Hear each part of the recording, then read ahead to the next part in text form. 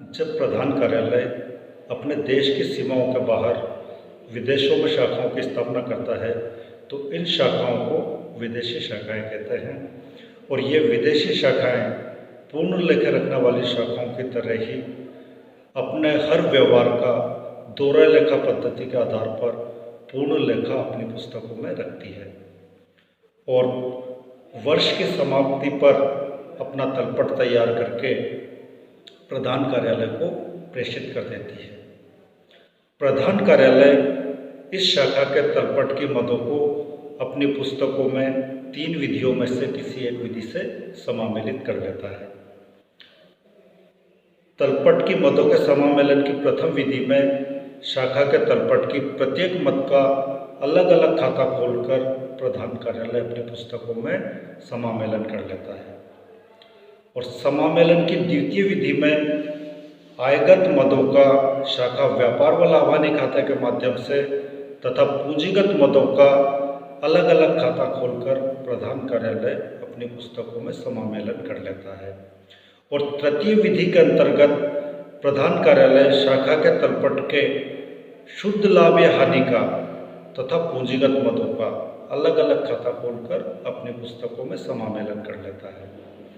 लेकिन इस समामेलन को करने से पूर्व शाखा के तलपट में जो राशि के कॉलम में मुद्रा दी हुई होती है वो मुद्रा उस देश की होती है जिस देश में वो शाखा स्थित है। तो समामेलन से पूर्व शाखा के देश की मुद्रा को प्रधान कार्यालय के देश की मुद्रा में परिवर्तित किया जाता है और ये परिवर्तन प्रधान कार्यालय के देश व शाखा के देश के बीच प्रचलित विनिमय दरों के आधार पर किया जाता है। ये विनिमय दरें वर्ष पर्यंत बदलती रहती है। तो जो व्यवहार जिस तिथि का होता है उस तिथि को जो विनिमय दर होती है उसी विनिमय दर के आधार पर उस व्यवहार की राशि को प्रधान कार्यालय अपने देश की मुद्रा में परिवर्तित कर लेता है।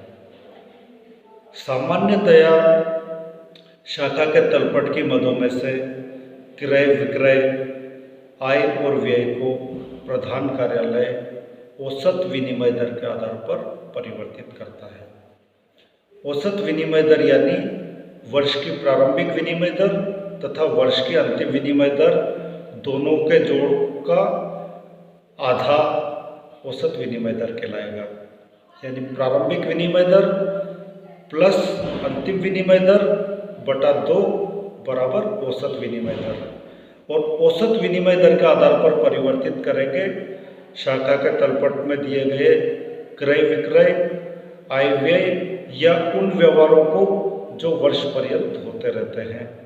इन व्यवहारों को हम परिवर्तित करेंगे औसत विनिमय दर के आधार पर। इसी तरीके से शाखा के तलपट में दिए गए प्रारंभिक स्टॉक को वर्ष की प्रारंभिक विनिमय दर के आधार पर परिवर्तित किया जाएगा।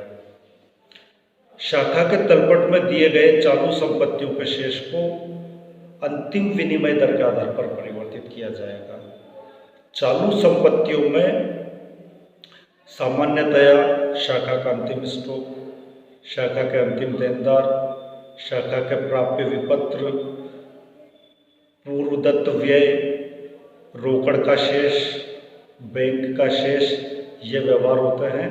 इन सब व्यवहारों को वर्ष की अंतिम विनिमय दर के आधार पर परिवर्तित किया जाता है।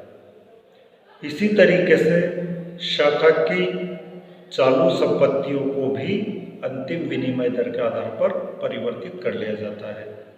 और शाखा के चालू दायित्वों में होते हैं सामान्यतया लेनदार, प्राप्य देय विपत्र, अदत्त व्यय आदि शाखा के अंतिम चल दायित्वों में होते हैं जिन्हें अंतिम विनिमय दर के आधार पर परिवर्तित कर लिया जाता है।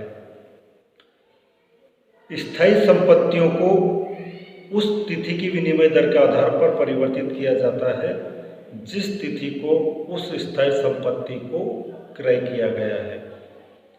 अगर जिस तिथि को स्थायी संपत्ति को क्रय किया गया है उस तिथि की विनिमय दर अगर उपलब्ध न हो तो वर्ष के प्रारंभिक विनिमय दर के आधार पर स्थायी संपत्ति की राशि को परिवर्तित किया जाता है। और स्थायी संपत्ति पर जो मूल्यह्रास है उस मूल्यह्रास की राशि को भी उसी विनिमय दर पर परिवर्तित किया जाएगा जिस दर पर उस स्थायी संपत्ति को परिवर्तित किया गया है।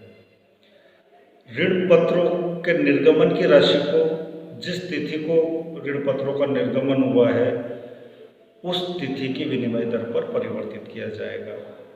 यदि ये विनिमय दर उपलब्ध न हो तो इसे भी वर्ष की प्रारंभिक विनिमय दर के आधार पर परिवर्तित किया जाएगा। दीर्घकालीन ऋणों की जो परिवर्तन की दर का आधार होगा वो उस तिथि की विनिमय दर होगी जिस तिथि को दीर्घकालीन ऋणों को अनुबंध किया गया है। उस अनुबंध की तिथि को जो दर थी उस दर के आधार पर दीर्घकालीन ऋणों की राशि को परिवर्तित कर लिया जाएगा।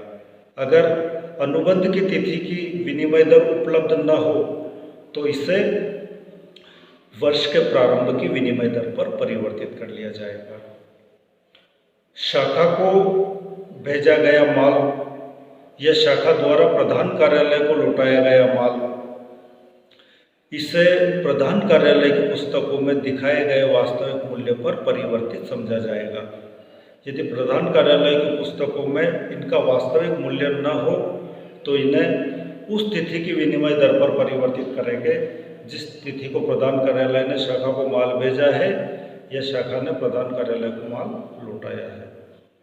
इसी तरीके से प्रधान कार्यालय ने शाखा को रोकड़ भेजी हो या शाखा ने प्रधान कार्यालय को रोकड़ भेजी हो, इसको भी प्रधान कार्यालय की पुस्तकों में वास्तविक राशि पर जो बताया गया है शेष उस पर परिवर्तित समझा जाएगा। और ये उपलब्ध न हो तो इसे भी उस तिथि की विनिमय दर पर परिवर्तित करेंगे जिस तिथि को रोकड़ भेजी गई है। इसके अलावा शाखा के तलपट में इन व्यवहारों को विनिमय दर के आधार पर परिवर्तित करने के बाद तलपट के डेबिट और क्रेडिट पक्ष में अंतर नजर आएगा और इस अंतर की राशि को विनिमय अंतर खाते या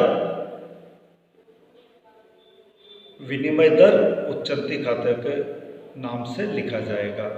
डिफरेंस इन एक्सचेंज या एक्सचेंज सस्पेंस अकाउंट के नाम से इस राशि को लिखा जाएगा। और डेबिट पक्ष का तलपट का योग कम है तो डिफरेंस इन एक्सचेंज या एक्सचेंज सस्पेंस की राशि को डेबिट पक्ष में लिख देंगे और क्रेडिट पक्ष का योग कम है तो डिफरेंस इन एक्सचेंज या एक्सचेंज सस्पेंस की राशि को क्रेडिट पक्ष में लिख देंगे। लेखा मानक 11 लागू होने के बाद डिफरेंस इन एक्सचेंज या एक्सचेंज सस्पेंस की राशि को लाभ हानि खाते में अंतरित कर दिया जाता है। लेखा मानक 11 लागू होने से पहले यदि डिफरेंस इन एक्सचेंज या एक्सचेंज सस्पेंस की राशि अधिक होती थी तो इसे चिट्ठे में अंतरित किया जाता था और यदि ये राशि कम होती थी तो इसे लाभ हानि खाते में अंतरित किया जाता था। लेकिन लेखा मानक 11 लागू होने के बाद चाहे डिफरेंस इन एक्सचेंज या एक्सचेंज सस्पेंस की राशि ज़्यादा हो या कम हो इसे लाभ हानि खाते में ही अंतरित किया जाता है।